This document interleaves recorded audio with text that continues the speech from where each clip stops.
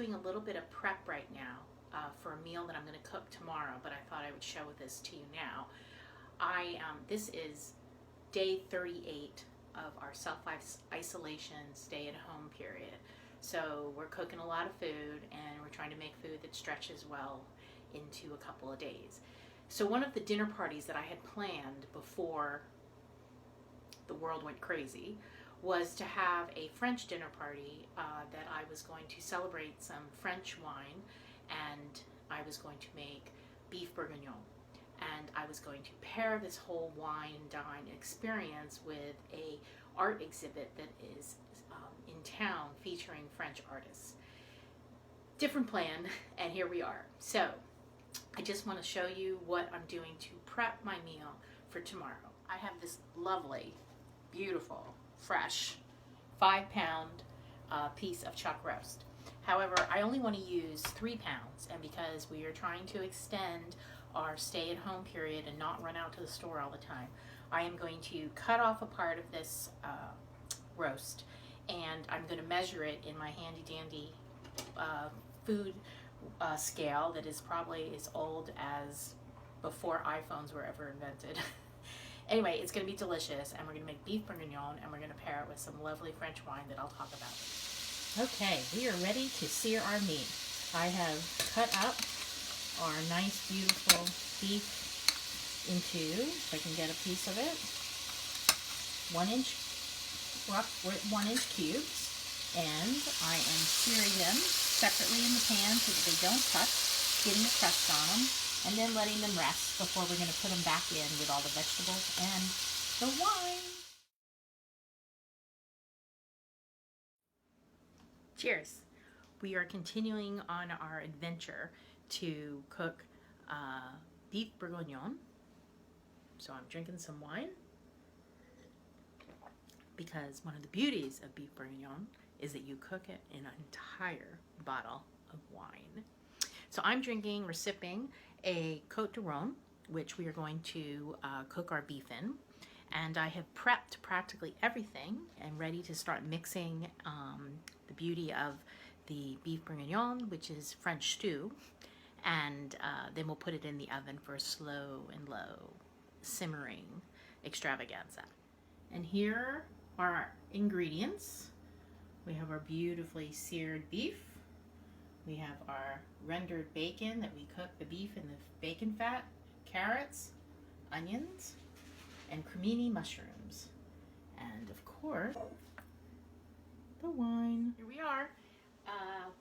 This is my Dutch oven Staub pot that I love.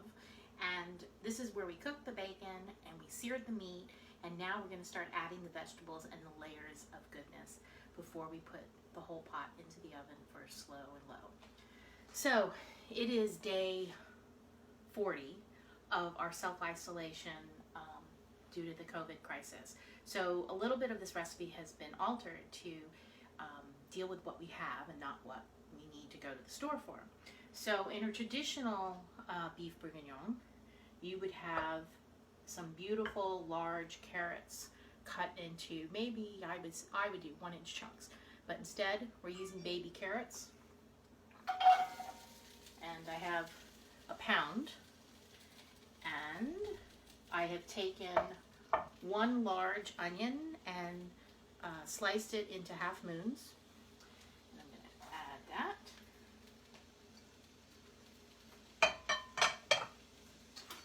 And basically we're just going to get this going a little bit on top of the stove in our beautiful drippings from our meat.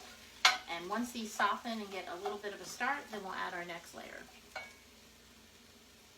Cheers. And now we're really getting ready for the good stuff. I have pulled back my hair so there's no dangling pieces. I am taking my long sleeve frilly blouse and putting it up my arm. And I am adding a ½ cup of beautiful French cognac.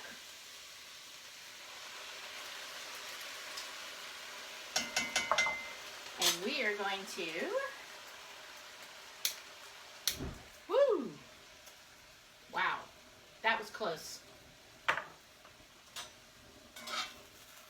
And And there we have a beautiful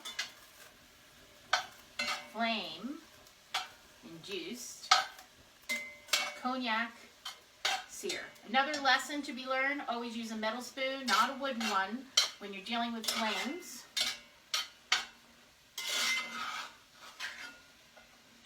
And there we have it. We have a beautiful looking base for our beef bourguignon. We're going to replace our bacon. Now, if this was not our quarantine session, I would have probably preferred to use a big, thick, beautiful pancetta, which also is not traditional, but I like it. And now, I have all my meat that I'm putting back in the pan, including the juices that have come out. Very important. You want to make sure you get the juices all in there.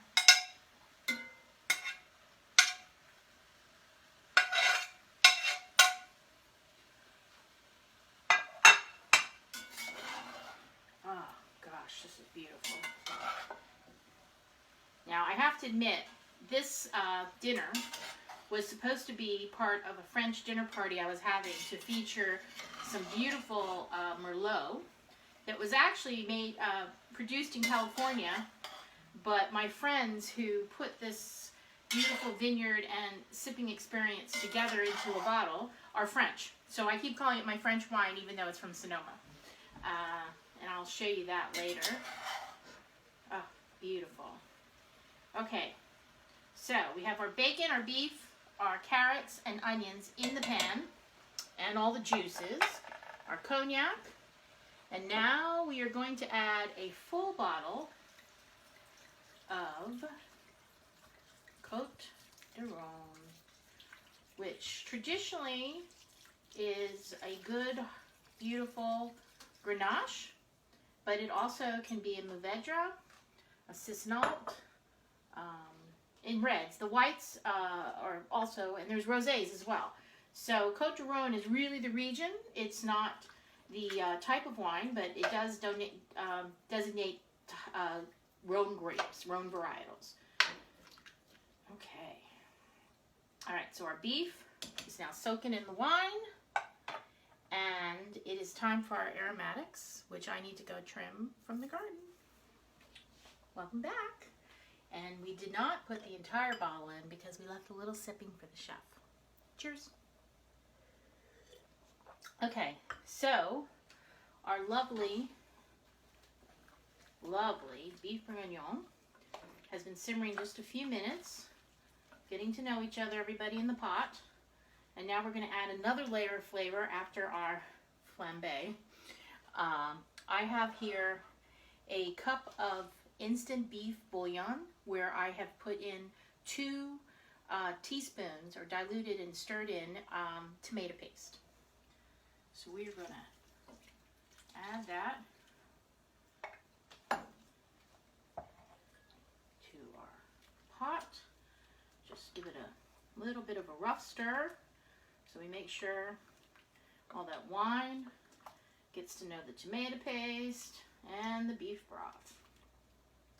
And I'm pushing the meat down so that it's practically completely submerged in liquids.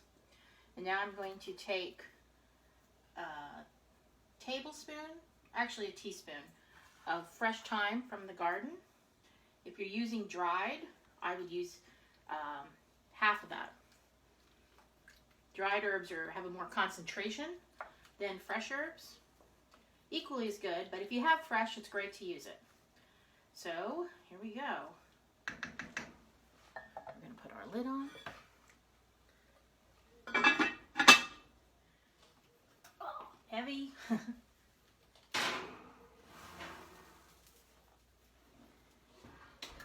And we're going to let this cook for 90 minutes. Sip a little wine, and then we'll add our next layer to this beautiful dish. Cheers. Okay, the moment of truth. Want to do the honors, Mom?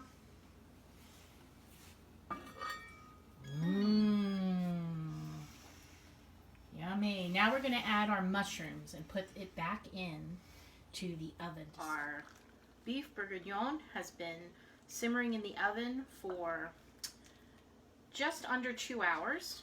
And we are now going to start to thicken up the sauce because I did not pre-flour the meat. So when you're thickening things, you need fat. So I'm going to put in 2 tablespoons of butter and let that melt away. So I am serving, and this was the inspiration of the meal, Colette, a Merlot from Napa Valley. So it's an American wine. Cheers.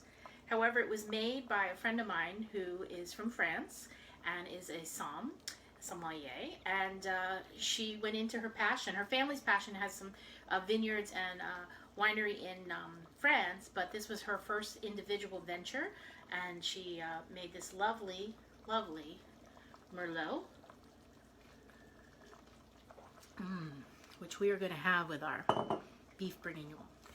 Okay, so we have a nice boil coming up here. The butter was frozen, so there's still a little chunk in it.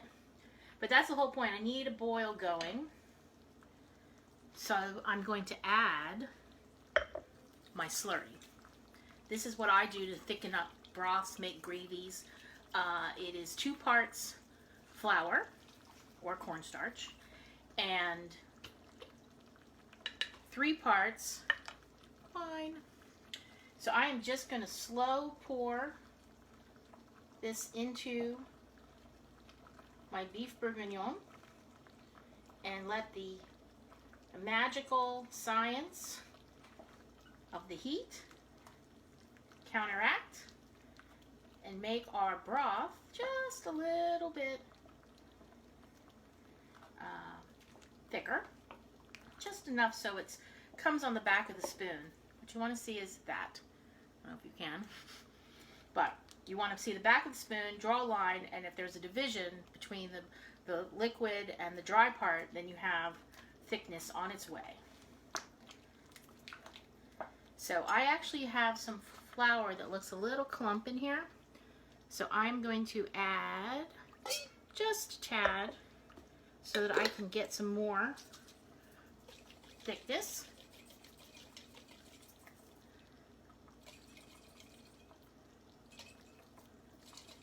Go. And I'm going to continue to add this in with the butter that's melted, I should say.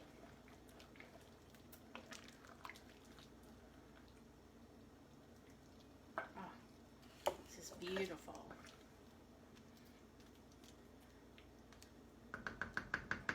So we are going to serve this with some beautiful crusty bread and some fabulous Merlot. Cheers. And have a really decadent dinner as we stay at home and save lives and make it through this crisis. God bless.